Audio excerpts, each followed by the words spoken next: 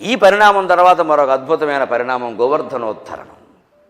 అక్కడ కృష్ణుని యొక్క తత్వం అంతా కనపడుతుంది, పర్యావరణ ప్రేమ అంతా కనపడుతుంది. గోవర్ధనోద్ధరణం ఒక రకంగా చెప్పాలంటే తండ్రి మీద తిరుగుబాటు, యావత్తు గోకులం మీద తిరుగుబాటు, మూఢాచారం చేస్తున్న వాళ్ళ మీద తిరుగుబాటు. మనం కూడా అర్థం చేసుకోవాలి. ఇవాళ శ్రీదేవి భూదేవి సహిత వెంకటేశ్వర కళ్యాణం చేస్తారండి. భూములు మాత్రం ఎకరాలు ఎకరాలు నొక్కేస్తారండి. ఆ నొక్కేసిన వాళ్ళే వస్తారండి ఇక్కడికి. దేవుడు ప్రసాదం పైకి కళ్యాణం కూడా వాడి చేయిస్తాడు. నువ్వు భూదేవి కళ్యాణం అంటే ఏంటయ్యా? భూదేవి మెడలో దేవుడు తాళి కడుతుంటే నువ్వు చూడవా? ఎదుటి వాళ్ళ భూమి ఆక్రమించి భూదేవి కళ్యాణానికి ఎలా వస్తావయ్యా? అర్థం కాదు నాకు. అక్రమంగా డబ్బు సంపాదిస్తావు, ఇన్కమ్ ట్యాక్స్ కట్టవు, మొత్తం పనులన్నీ ఎగ్గొట్టేస్తావు, వీలైనంత నొక్కేస్తావు, లంచం గించం కూడాను, గీతం కూడాను. శ్రీదేవి కళ్యాణం ఎవరా? శ్రీదేవి డబ్బే కదా. అక్రమంగా డబ్బు సంపాదించిన వాడికి శ్రీదేవి కళ్యాణం చూసే యోగ్యత ఎక్కడ? భూములు ఆక్రమించిన వాడికి భూదేవి కళ్యాణం చూసే యోగ్యత. నా దౌర్భాగ్యం, నా దేశానికి ఎంత దౌర్భాగ్యం పట్టిందంటే ఈ దుర్మార్గులే ఎక్కువ వస్తారు, వాళ్ళే పట్టిస్తారు, వాళ్ళే చేస్తారు. అంటే వీళ్ళ ఆలోచన ఏమిటి అంటే ఆ కళ్యాణం చూసి అక్షింతలు వేసుకుంటే మన కుంభకోణాలన్నీ రంభకోణాలు అయిపోతాయి. వీళ్ళందరూ మళ్ళీ కళ్యాణం చేయిస్తారండి. ఎవరైనా మీరు వెళ్ళి వెంకటేశ్వర కళ్యాణం అనండి, కోట్లు ఇచ్చేస్తారు మీకు. ఎందుకంటే అక్కడ 100 కోట్లు సంపాదించిన వాడికి ఒక కోటి ఉందండి. ఇక్కడే మనం చైతన్యవంతులం కావాలి. మా ఆధ్యాత్మికతను దయచేసి చేదస్తం చేయొద్దు. గోవర్ధనోద్ధరణం అంతా అదే. వాళ్ళు వర్షం కోసం ఇంద్రుణ్ణి పూజిస్తున్నారు. శ్రీకృష్ణుడు ఏం చెప్పండి, ఏమి నాన్నగారు ఏదో హడావుడి జరుగుతుంది అన్నాడు.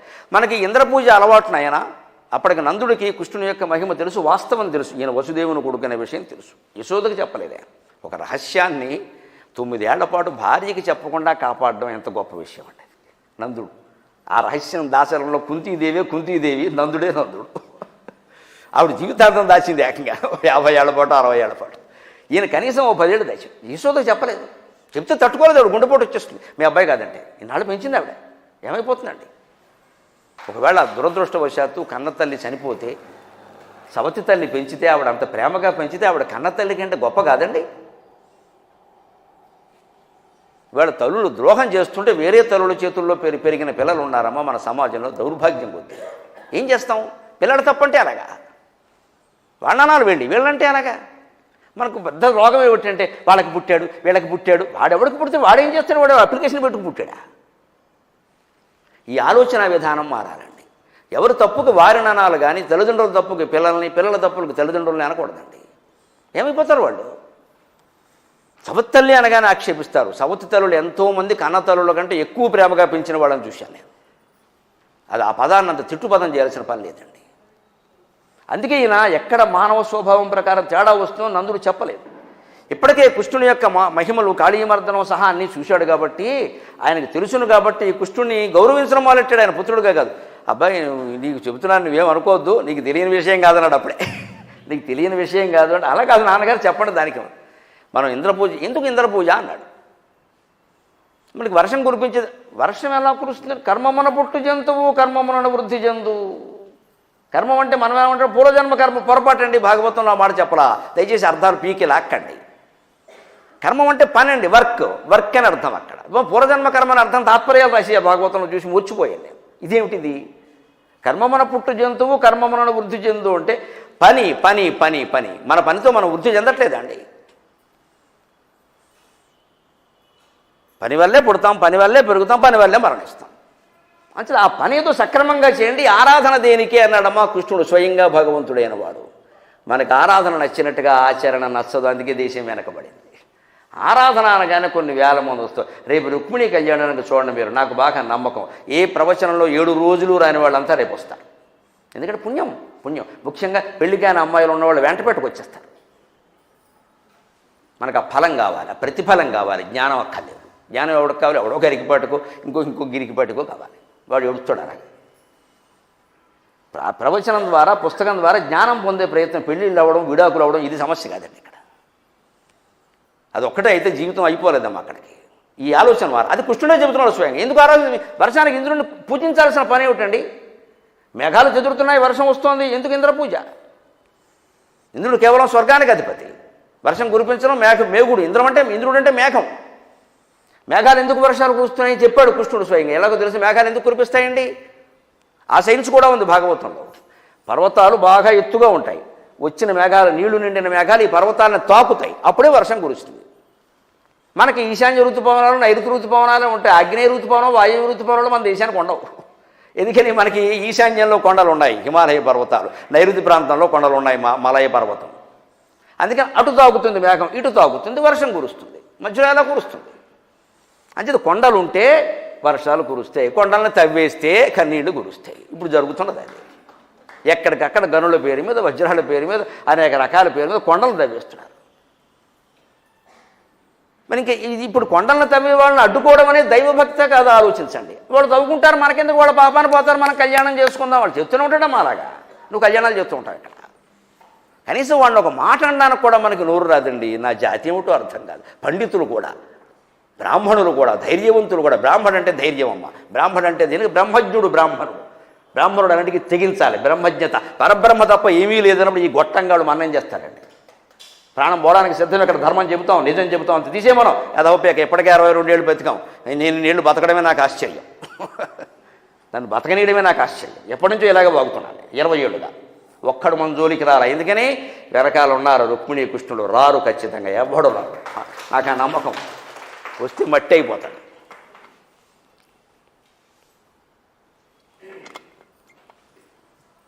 ఆ నమ్మకం ఉండాలి. యోగ వాసిష్ఠంలో చెబుతారు, పవిత్రం అనుసంధానం చేత స్మరత నిత్యశ నిష్ఫలాస్తత్ర శాపాద్యాక శిలాయామివ సాయక. నిరంతరం మనస్సులో ఎవరైతే పవిత్రమైన పంచాక్షరి మంత్రాన్ని జపం చేస్తూ ఉంటారో వాడి మీద ప్రయోగించిన చేతబడులు, ప్రయోగాలు, బాణాలు అన్నీ రాతి మీద వేసిన బాణాల్లో పోతాయిపో అన్నాడు. ఆ స్మరణలో ఉండాలి. నేను చెప్పాను కదా, ఎంత బలం ఉన్నా, ఎంత ధైర్యం ఉన్నా దైవ బలం ఉండాలంటే మనస్సులో స్మరించాల్సింది. అందుకని కృష్ణుడు చెప్పాడు, ఇంద్రుడేమి మన మీద ప్రేమతో వర్షం కురిపించట్లేదయ్యా, మేఘాలు కొండలు మేఘాలను అడ్డుకుంటున్నాయి, అందుకని వర్షాలు కురుస్తున్నాయి. అంచేత మనం పూజ చేసినా, గౌరవించినా, పెంచినా గోవర్ధన పర్వతానికి చేయాలి, ఇంద్రుడికి ఎందుకు అన్నాడు. ఇప్పుడు చెప్పండి, ఏది హేతువాదమో, ఏది ఆస్తికత్వమో, ఏది ఆచారమో. పర్యావరణం అండి పూర్తిగా. భాగవతం అంతా మతం అంటారు ఏమిటండి? అజ్ఞానం. ఇంద్రుణ్ణి పూజించడం మానేయండి, పర్వతాన్ని ప్రోత్సహించండి, పర్వతాన్ని పెంచండి, పర్వతాన్ని పెరగనండి, పర్వతాల మీద చెట్లు, సెలయేళ్ళు అన్నింటినీ కాపాడండి. అంటే is it not science, my dear friends? అది సైన్స్ కాదా? ఇది మతం అంటారు ఏమిటండి? పర్వతమును చూడవలను అని పాఠం ఉంటేనే అది సైన్సా? ఇదేమిటిది? నందుడికి అర్థమై, ఎప్పటి నుంచో చేస్తున్నావురా పూజ, కృష్ణ నీకేం చెప్పమంటావు? ఏమన్నా అంటే మొండాడివి, ఆ కొండెత్తేసే రకం అదే చేస్తా అన్నాడు. ఏమన్నా అంటే మొండాడివిరా, కొండెత్తేసే రకం అదే చేస్తానండి అన్నాడు. అంతే, అది అంత సాహసం. అదే చేస్తా, మీరు మానకపోతే. మీరు మానేయండి చూద్దాం. ఇంద్రుడికి కోపం రానియండి చూద్దాం, ఆవిడ కోపం ఏమిటో. అంతే, శ్రీకృష్ణుడు చెప్పిన ప్రకారం అప్పటికే మహిమలు ప్రకటితం కావడం వల్ల ఆయనకి బాగా ప్రచారం పెరిగిపోయిందిగా. ఈ మధ్య ఎవరో నాకు కనపడి విచిత్ర పద ప్రయోగం చేశారు, మీకు ప్రచారిటీ బాగా పెరిగింది అన్నాడు. ఇది ఎక్కడో నాకు అర్థం కాల. అంటే ప్రచారము, పబ్లిసిటీ రెండు కలిపి ప్రచారిటీ అన్నాడు. కొత్త పదం కూడా పుట్టించావు, వీరతాడన్నాడు. 2 మాటలు మాట్లాడక్కలేక మీకు ప్రచారిటీ బాగా పెరిగిందండి. నాకు ముందు తెలియలా. ఈ టీ గెలిపాక పబ్లిసిటీలో టీ పట్టుకొచ్చి ప్రచారానికి వెళ్ళి ప్రచారిటీ అన్నాడు. బాగుంది, ఇది బాగుంది, నేను చెప్తానులే. అంటే కృష్ణుడికి బాగా ప్రచారం పెరిగింది కాబట్టి సాహసంతో నేను చూస్తాను కానివ్వండి అన్నాడు. అంతే, సరిగ్గా వీళ్ళు ఇంద్రపూజ మానేసి గోవర్ధన పర్వతాన్ని సేవించడం, ప్రోత్సహించడం, వృద్ధి చెందేటువంటి ఔషధులు అక్కడ వాడడం, పాలు, పెరుగు, నెయ్యి మొదలైన ఉండడం అక్కడ శాస్త్రీయంగా ఎప్పుడైతే ఆచారం ప్రకారం పూజ చేశారో ఇంద్రుడు కోపం వచ్చింది ఖచ్చితంగా. అయ్యో ఎట చేసేటువంటి, అంటే దేవతలు కూడా ఎలా ఉంటారండి, ఏట మనం అలవాటు చేశాం నైవేద్యాలు, అందుకని ఓసారి పెట్టకపోతే కోపం వస్తుంది వాడికి. అసలు ముందు నుంచి నమస్కారం తప్ప ఏం పెట్టినంటే ఈ గొడవ లేదు, ఇంకా వీడు ఇంతేరా బాబు అనుకుంటాడు. అందుకని ఇంద్రుడు కోపం వచ్చి వర్షం కురిపించాడు. మామూలు వాన కాదు, రాళ్ల వాన కురిపించాడు. శ్రీకృష్ణుడు మామూలు వాడ, యావత్తు భూమండలాన్ని, ఆ మాటకు వస్తే 14 లోకాలని ఎగిరి తనగలిగిన మహానుభావుడికి ఈ కొండ ఒక లెక్క. అని ఒక్కసారిగా కుడి చేతి చిటికిన వేలు ఇలా పైకెత్తి దాన్ని ఆ పర్వతం కింద చెయ్యి జోపి చిటికిన వేలుతో దాన్ని పైకి లేపాడు. చూపుడు వేలు కూడా కాదండి, చిటికిన వేలండి. చిటికిన వేలుతో ఇలా పైకి లేపేసరికి కొందరికి కంగారు వచ్చేసింది, కొందరికి అనుమానం వచ్చేసింది, కొందరికి నమ్మకం కలిగింది, కొందరు వెంటనే వచ్చి కింద చేరిపోయారు, కొందరు చేరలా, కొందరు చేరుదామా వద్దా, వజ్ర వెళ్ళాక చేరదామని ఆగుతున్నారు. రకరకాలు ఉంటారులేండి. ఇక్కడ ఒక చమత్కారం ఉంది. కొందరేమో వెళ్ళిపోయారట. ఎవరు? గోపికలండి. వాళ్ళకి అనన్యమైన భక్తి అండి. వాళ్ళు ఎటువంటి వాళ్ళు అంటే, కృష్ణుడు రమ్మన్నాడు, మేము వెడుతున్నాం, ప్రాణం పోతే పోనే. మా అమ్మగారికి 85 ఏళ్ళు వయస్సు ఉన్నప్పుడు మేము కాశీ ప్రయాణం పెట్టాం. సరే బంధువులు వాళ్ళను ఒరే అమ్మని తీసుకెళ్తున్నాం 85 ఏళ్ళరా మధ్యలో ఏమైనా జరుగుతుందేమో అన్నారు. నాకు కొంచెం సాహసం ఉంది కానీ ఉంటుంది, ఆవిడ ప్రాణం కదా మరి అని నేను మా అమ్మతో అన్నా, అమ్మ ఇలా అంటున్నారమ్మా మనవాళ్ళు 85 ఏళ్ళు కదా మధ్యలో ఏమన్నా అవడానికే కదా వెళ్ళిందండి నా తల్లి, అవగానికే కదా వెళ్ళింది. అది నా తల్లి, అది నా తల్లి సాహసం అంటే అవడానికే కదరా వెళ్ళేది, ఇంకా ఆలోచిస్తా పెట్టి వాళ్ళు ఎవరో అన్నారని, నువ్వు కాకపోతే ఎవడు తీసుకెడతారా అని ఆవిడ అంది. పాపం 85 ఏళ్ళు బతికాను రా అని ఎవరు తీసుకెళ్ళలేదు, ఎవరు తీసుకెడతారా అంది. దర్శనం కష్టమైతే మా బావమరదండి చేతుల మీద ఎత్తుకుని తీసుకెళ్ళాడు మా అమ్మని. ఇప్పటికి మర్చిపోలేను ఆ మహానుభావుడు ఉపకారం. మా శారద తమ్ముడు చేతుల మీద ఎత్తుకుని తీసుకెళ్ళాడండి. మా అమ్మగారికి నేను చూపిస్తాను, అత్తయ్య గారికి నేను చూపిస్తానని. ఆ కోరిక తీరింది. ఆ తీర్చడం ముఖ్యంగానే ఏదో అవుతుంది, ఏదో అవని ఏమిటవుతుంది ఇక్కడ. వెళ్ళాలనుకుంటూ వెళ్ళడమే 85 95 ఇంకేమిటి ఇంకా బతికి చేసేది ఇక్కడ. అందుకని ఏమవుతుందో చూద్దామని కొంతమంది ధైర్యంగా వెళ్ళిపోయారు. గోపికలు వాళ్ళకి అపారమైన నమ్మకం, వాడు కృష్ణుడు రమ్మంటే వెళ్ళడమే అంతే, ఇంకా రెండో మాటలేదు ఇక్కడ. కొంతమంది బాగా అపనమ్మకం ఉన్నవాళ్ళు వెనకాల ఉన్నారు, ఏమో ఆ బాలుడు ఎవడు నమ్ముతాడు చూద్దాం అని. ఇంకొంతమంది ఉంటారని సగం నమ్మి సగం నమ్మని గ్యాంగ్ ఉంటారని. ఆస్తిక లోకంలో ఎక్కువ వీళ్ళే ఉంటారు, సగం నమ్ముతారు సగం నమ్మరు. వాళ్ళు ఏం చేశారట, ఎందుకైనా మంచిదని లోపల ఉండి ఒక గొడుగోటి పెట్టేట పైన. అంటే ఒకవేళ కుర్రాడు మోయలేక పడేస్తే అంటే ఈ గొడుగు కాపాడుతుందా? నిజంగానే కుర్రాడు మోయలేక పడేస్తే ఈ గొడుగు కాపాడుతుందా? అందుకు మండి కృష్ణుడు మాట అన్నాడు, ఏం అనుమానాలు మీవి, భగవంతుడు లీల ప్రదర్శిస్తున్న నమ్మడం లేదు, ఏం మనుషులు రా మీరు. బాలుండితడు కొండ దొడ్డది, బాలుండితడు కొండ దొడ్డది, మహాభారంబు సైరింపగా జలండోయని, దీని క్రింద నిలువన్ శంకింపగా బోలదు. ఎన్ని లీలలు ఎన్ని మహిమలు ప్రదర్శించినా నన్ను నమ్మట్లేదు. నాకంటే రామచంద్రమూర్తి నయం, శుభ్రంగా కూర్చున్నాడు మానవుడిలాగా, ఒక్క మహిమ చూపించలేదు మహానుభావుడు. ఎక్కడ మనిషి చేయగలిగిన సాహసాలే చేశాడు కానీ విపరీతాలు ఎప్పుడు మహిమలు చూపించలేదు. సీతాదేవిని రావణాసుడు ఎత్తుకుపోతాడా ఆయన మహిమ చూపించదలుచుకుంటే? లేదండి. రాముడు మహిమ చూపించిన సందర్భాలండి 2 3 ఉంటాయండి వాల్మీకి రామాయణం, అంతకంటే వాల్మీకి రాముడిని సంపూర్ణ మానవుడుగా చిత్రించాడు, ఆదర్శ మానవుడుగా. దేవుడుగా చిత్రించడం ఆయన ఉద్దేశం కాదు. దేవుడుగా చిత్రిస్తే ఏం చేస్తారో తెలుసు, రామాయణం పారాయణ చేస్తారు, ఏకపత్ని వ్రతం పాటించడం. పైగా ఈ పాపం అంతా రాముడిని పూజిస్తే పోతుందంట. ఇప్పుడు 2 పెళ్ళాలను పెట్టుకుంటాడు, రాముడిని పూజిస్తాడా? బుద్ధి ఉందా లేదా? ఈ పాపం రాముడిని పూజిస్తే పోతుంది. పైగా రామ అంటే సాల్ట, అబ్బా ఇంకెవరికి తెలియదు ఇక్కడ, నారదుడు తెలియదు ఈ విషయం. రామ అంటే సాల్ట, చేసేవేమో వంకర పనులు, నువ్వు రామ అంటావు ఇక్కడ. ఇదే అర్థం కాని విషయం. నువ్వు రాముడిని అనుసరించు. అన్నదమ్ములు తగాదాలు ఆడుకుంటే రామాలయానికి వెళ్ళే అర్హత లేదు. మరో భార్య ఉన్నవాడికి, మరో సంబంధం ఉన్నవాడికి రామాలయానికి వెళ్ళే అర్హత లేదు. ధర్మాన్ని తప్పిన ఏ మనిషికి రామాలయానికి వెళ్ళే అర్హత లేదు. రాముడు అంటే ధర్మం, రాముడు అంటే ధర్మం, రాముడు అంటే అభిషేకం, పూజ, ఆకులు పువ్వులు కాదు ఇక్కడ. మనం మొత్తం పోసేయడమే రాముడి మీద పట్టుకెళ్ళి భద్రాద్రి పానకం ఆయన మీద పోసేసి మన మీద పోసుకోవడం, తర్వాత పూనకమే. ఈ సంస్కృతిలోనే మార్పు రావాలని ఈ జీవి ఘోష అంతా అదే, నా సాగర ఘోష అంతా అది. ఈ సంస్కృతిలో మార్పు రావాలి, ఈ ఆలోచనలో మార్పు రావాలి. ఈ గుళ్ళోకి వెళ్ళాం, ఏం ప్రయోజనం పొందాం? ప్రసాదమా? కొబ్బరికాయ మొక్క ఇంటి దగ్గర కొట్టుకోరదు, కొబ్బరికాయ చెక్క ఇక్కడికి ఎందుకు రావడం? ఏం ప్రయోజనం పొందాం ఇక్కడ? మన జీవితంలో ఏ మార్పు వచ్చింది? అందుకే నమ్మలేదు కృష్ణుడు. పైగా పుట్టినప్పటి నుంచి పూతనంటే 3 నెలల వయసులో చంపేటండి ఆవిడ్ని. 3 నెలల వయసులో బాలుడు లీల చేస్తే కూడా మీరు నమ్మరా? అక్కడ కూడా తర్కం ఉంటుందా? అందుకని బాలుండితడు కొండ దొడ్డది, మహాభారంబు సైరింపగా జాలండోయని, దీని క్రింద నిలువన్ శంకింపగా బోలదు. ఈ శైలంభోనిధి జంతు సంయుత ధరా చక్రంబు పైబడ్డ, ఈ శైలాంభోనిధి జంతు సంయుత ధరా చక్రంబు పైబడ్డ, నా కీలలాడదు బంధులాల నిలుడీ క్రిందన్ ప్రమోదంబునన్. ఏమనుమానాలయ్యా, ఇంత అయినా కానీ నా శీలాన్ని శంకిస్తున్నారు మీరు, సీతాదేవిని శంకించినట్టే. ఇంకెన్ని చూపించాలి మీకు? ఇప్పుడు కూడా నమ్మరా? బాలుండీతడు కొండ దొడ్డది, మహాభారంబు సైరింపగా జాలండు అని, దీని క్రింద నిలువను శంకింపగా బోలదు. ఇదేదో పెద్ద పర్వతం, నేను ఏదో చిన్న కుర్రాన్ని, ఏమో మాట్లాడు. నా వయస్సు ఎంత? 7 ఏళ్ళు. అప్పటికి గోవర్ధన పర్వతం నాటికి 7 ఏళ్ళు, కాళీయమర్దన నాటికి 5 ఏళ్ళు, గోపిక వస్త్రాపహరణం నాటికి 6 ఏళ్ళు. దయచేసి అర్థం చెప్పండి. 6 ఏళ్ల పిల్లాడు స్నానం చేసి అమ్మాయిల వస్త్రాలు పట్టుకెళ్ళంటే వాడికి ఏం ఉద్దేశం ఉంటుందండి? ఇప్పుడు వాట్సాప్లు వచ్చాక ఉండొచ్చు, భాగవత కాలంలో ఉండదండి. 6 ఏళ్ళండి గోపిక వస్త్రాపహరణం నాటికి. ఎందుకు పట్టుకెళ్ళాడు? సంక్షిప్తంగా చెబుతాను. కాత్యాయని వ్రతం చేస్తున్నారు వాళ్ళు. కాత్యాయని వ్రతం చేసేవాడు ఏ వ్రత దీక్షలో ఉన్న స్త్రీ కూడా నగ్నంగా స్నానం చేయకూడదు, ఎప్పుడూ చేయొద్దు. సాధారణంగా చెబుతారు ఆ మాట. మామూలు రోజుల్లో పర్వాలేదు. వ్రతదీక్షలో ఉన్నప్పుడు ఎప్పుడూ చీర ధరించి ఏదో ఒక వస్త్రం ధరించి స్నానం చేయాలి, పురుషులైనా సరే స్త్రీలైనా సరే. వాళ్ళు మొత్తం వస్త్రాలు ఎక్కడ పెట్టి దిగారు అక్కడ. కాత్యాయనీదేవి అవతారం కదండి శ్రీకృష్ణుడు అంటే. ముందే చెప్పాను కదా, శ్రీరామో లలితాదేవి శ్రీకృష్ణ శ్యామలా స్వయం. కాత్యాయనీదేవి అవతారం కదా, ఆయన ఊరుకుంటాడా? ఆ విషయం తెలియజెప్పడానికి ఈ వస్త్రాలు ఎత్తిపోయాడు.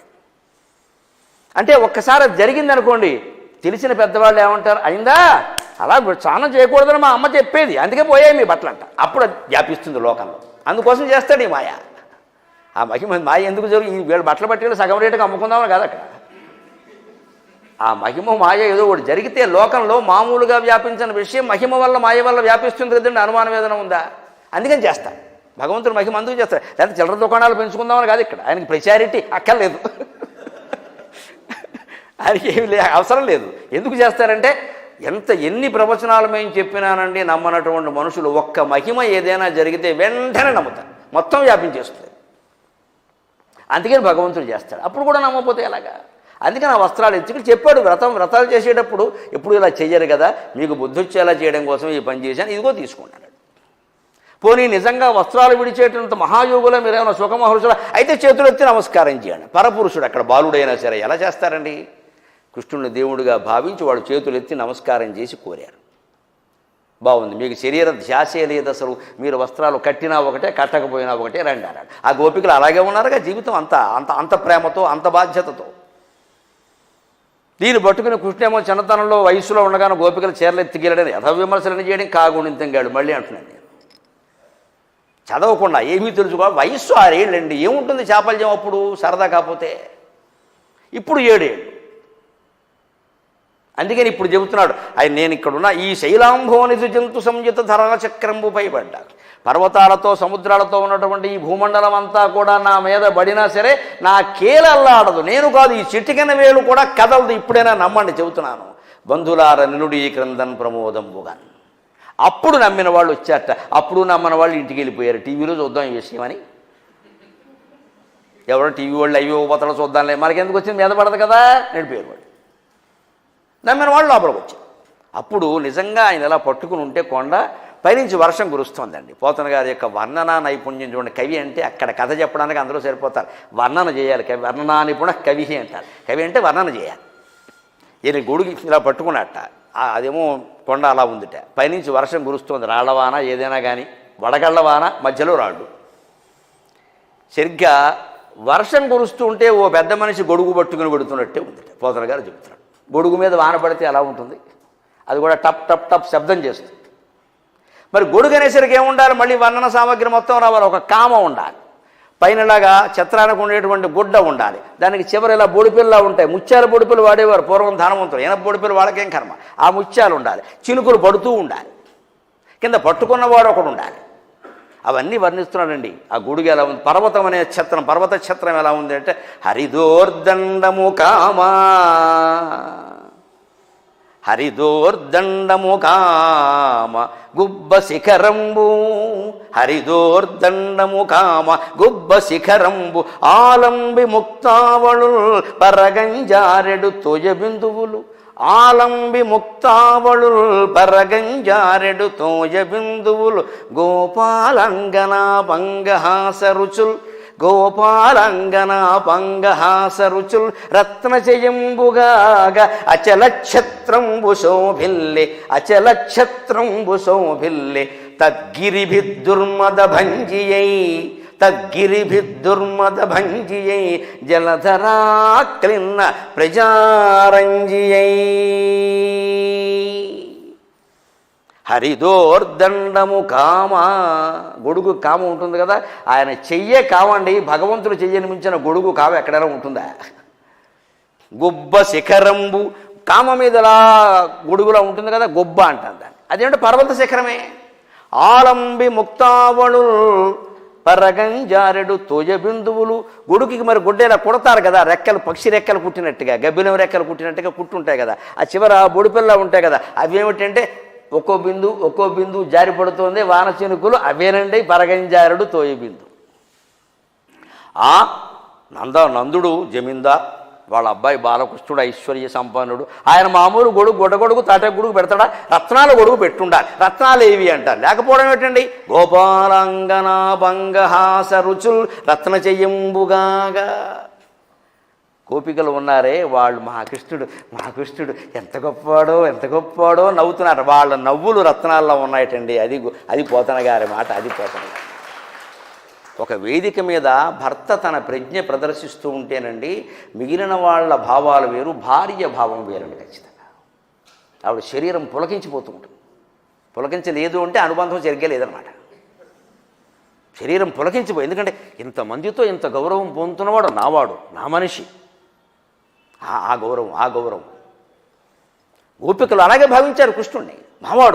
మావాడు. అందుకని ఆయన ఇంత సాహసం చేస్తుంటే వాళ్ళు నవ్వుతున్నారు. మావాడు మాకిష్టయ్య. గోపాలాంగన అపాంగహాస రుచులు.